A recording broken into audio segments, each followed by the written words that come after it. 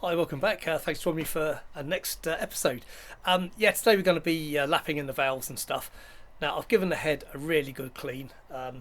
It'll be cleaned again after I've lapped the valves because grinding paste, etc. So, as you can see, bear with me, I'll just show you around here. Grinding paste ready, lubrication of oil. The little, I can't remember what they're called, these things. Anyway, it's got a sucker on the end for, we'll get into that in a minute. And the head's looking nice and clean, and what I've been doing is cleaning the valves up. As you can see, all here, and they have come up pretty damn good. So this next clip just shows you how I clean them, and then we'll get back to starting to lap these in. Right, I've been cleaning the valves up. As you can see, these don't come up too badly, and that's just scraping and a bit of rubbing with some very fine wet and dry and a bit of WD-40. Now, the worst bit, especially on the exhaust valves, is obviously on the backs of the valves. So they've had a scrape, but they don't clean up very well. So what I'm going to do is just put them in my lathe here. Not if you've got a lathe, but you can use a pillar drill or even a battery powered drill or something like that just to spin them, and just get a little bit of slither of, oops, sorry, get the camera right, and just do a little bit of spray over that. I'm going to try and do this so you can actually see it.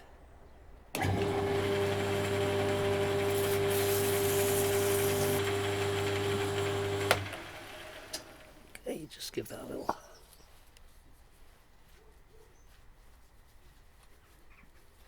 I think you can actually use, I don't always like Scotch-Brite pads, but I think the purple ones are quite good.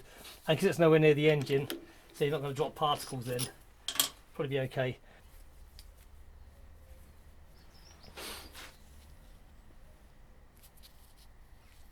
Yeah, it's looking a bit better, isn't it? Okay, that's ready for us to start now. Yeah, I do talk a bit, but I'm trying to give a bit of information for those people who aren't quite so much in the know and they're just starting out wanting to do their own maintenance. So you've got to bear with me on that, because hopefully I'll give some helpful tips and information. And like I say, timestamps, just skip past all my waffle really. But yeah, why do you want to get the valves so clean in the first place? And there's a couple of reasons. The cleaner you get these parts before putting them back in the engine, the better it is at not getting carbon back on there, if that makes sense. If you've already got carbon deposits on the back of a valve, then it's going to build new carbon deposits up there far quicker because the gas flow is interrupted. And the better the gas flow in and out of the engine, the more efficient the burn, the more efficient the engine runs, it breathes better, and it just runs far better for longer. So it's worth taking time getting as much of the carbon deposits off these things as you can. Okay, enough waffle, let's get started. So, fuck it, I forgot to put gloves on again, but it doesn't matter. Right, so I'm just going to get some of this paste, and this is the coarse paste. You can see there. When I say it's coarse, it's actually probably still fairly fine in coarse terms, if you know what I mean. It's got a lubricant in it, and we just put a little bit of there on the face we're going to be cleaning up. And using a clean finger, I've got some engine oil here, so I'm just going to apply that to the stem just to lubricate it as it goes into its guide. And the reason I'm going to lap these valves is to get a really good fit between the valve mating surface and the mating surface of the head, and the better that is, the better the compression. We don't want any gas leaks at all, just for engine efficiency really. I'm hoping, yeah, this old tool's getting past its sell-by date really, but I did buy a new one, it just didn't work. So that would just hopefully press onto there, and then we just gently start grinding process.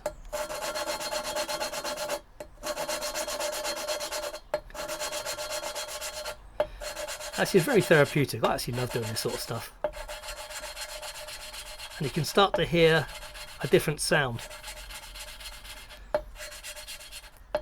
It kind of gets a little bit quieter as it starts to do its job.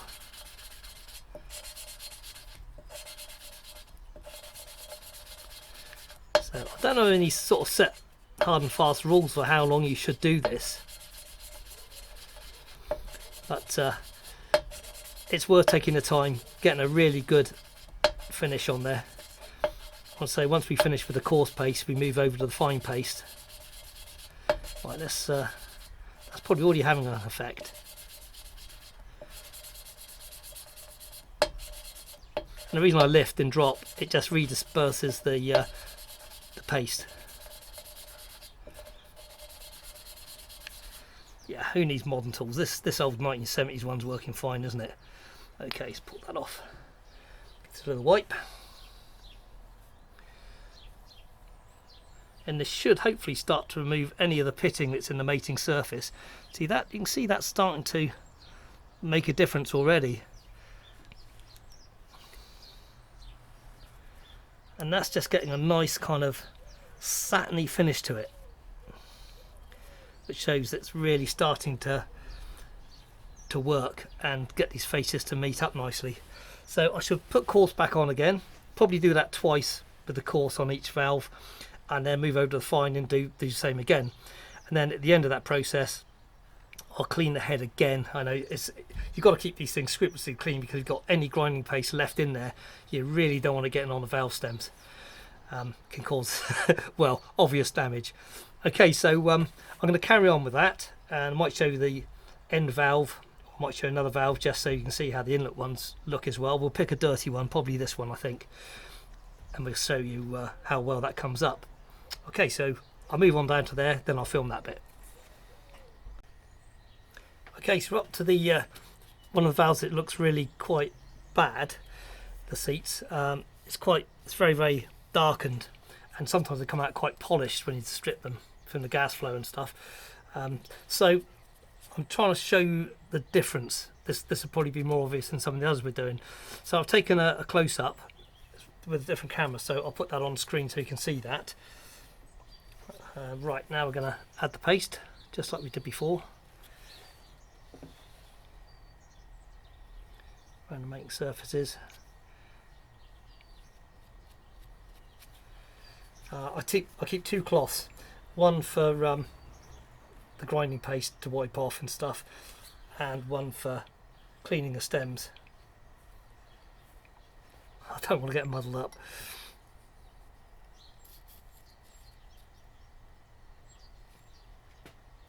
Okay, just check you can see that. Check I'm recording.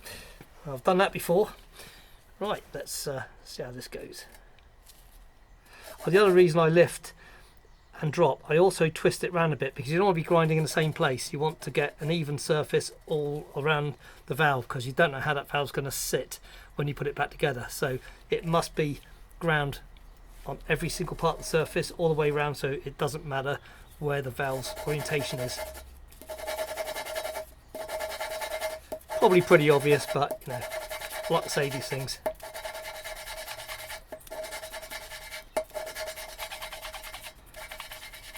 That's just starting to change pitch again now.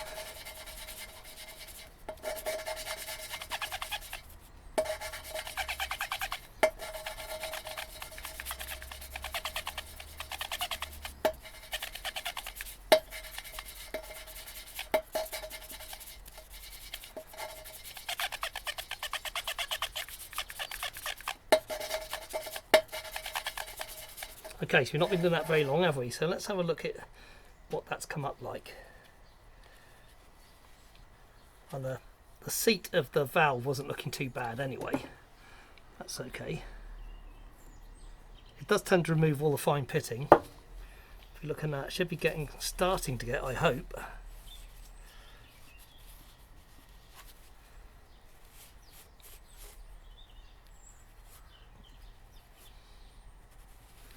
Okay, it's going to need a bit more. I can just see, I don't know if you can see it, I'll take another picture, but yes, it's starting to get an even satin sheen to it now.